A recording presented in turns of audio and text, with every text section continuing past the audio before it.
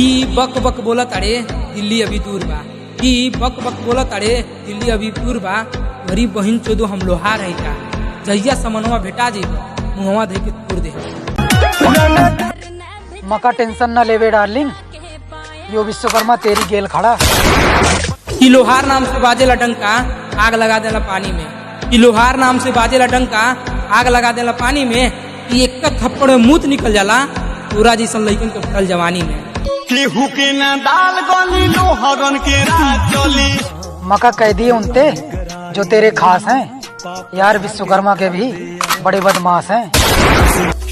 तू बात कर रहा है विश्वकर्मा के मारने की मेरे भाई? मारने के लिए शरीर नहीं जिगरा चाहिए। बंदा मारे लिए शरीर नहीं जिगरा चाहिए। तुम कानून तोड़ रहे हो। अरे मैडम हम विश्वकर्मा हैं, कानून कानून नहीं हड्डियां भी तोड़ दिया करें।